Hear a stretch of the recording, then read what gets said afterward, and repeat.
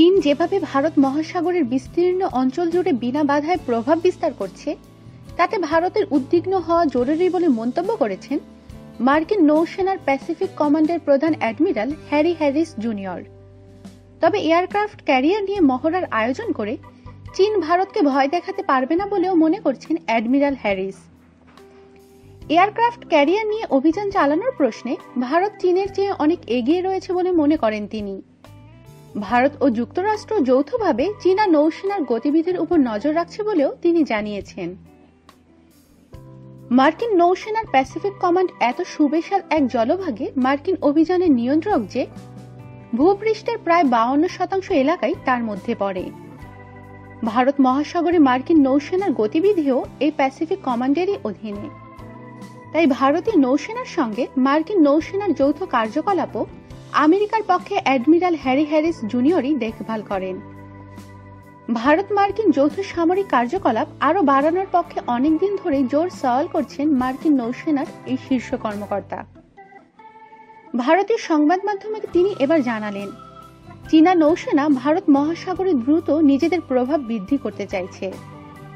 চীনের এই প্রভাব বৃদ্ধি রুখতে অবিলম্বে নিজেদের নৌসেনাকে আরও সক্রিয় করে তোলা উচিত ভারতদের। অ্যাডমিরাল হ্যারিস জুনিয়রের ভাষায়, এই মুহূর্তে ভারত মহাসাগরে চীনা নৌবহরের গতিবিধি আটকানোর কোনো উপায় নেই। চীনের এয়ারক্রাফট ক্যারিয়ার লিয়াওনিং এর নেতৃত্বে একটি চীনা নৌবহর এখন দক্ষিণ চীন সাগর ও প্রশান্ত মহাসাগরের এক বড় এলাকায় টহল দিয়ে বেড়াচ্ছে। তবে মালাক্কা প্রণালী পেরিয়ে বঙ্গোপসাগর, আন্দামান সাগর বা আরব সাগরের দিকে সে চীনা নৌবহর এখনো আসেনি। মার্কিন নৌসেনার শীর্ষকর্তা কিন্তু মনে করছেন, চীনা নৌবহর এদিকে টহল দিতে এখনো আসেনি বলে ভবিষ্যতেও আসবে না এরকম ভাবার কোনো কারণ নেই।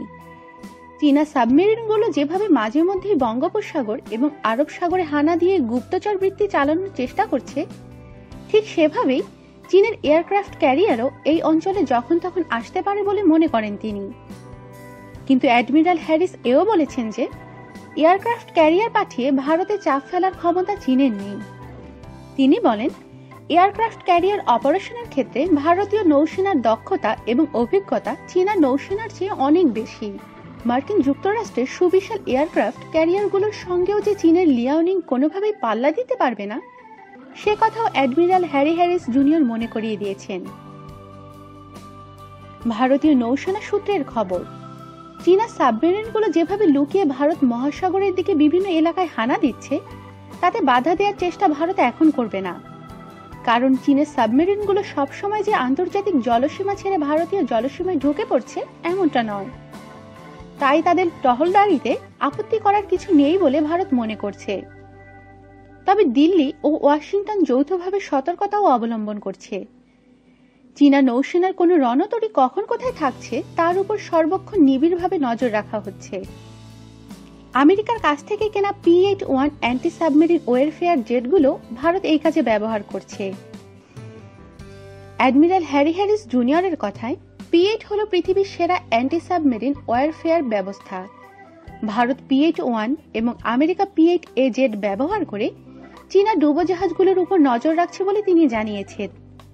তিনি বলেন, এ বিষয়ে খুব বেশি তথ্য আমি দেব না, তবে এতটুকু বলতে পারি যে চীনা নৌসেনার জাহাজগুলোর গতিবিধি সারাক্ষণ আমাদের নজরে রয়েছে এবং আমরা পরস্পরকে সর্বক্ষণ সে তথ্য জানাচ্ছি।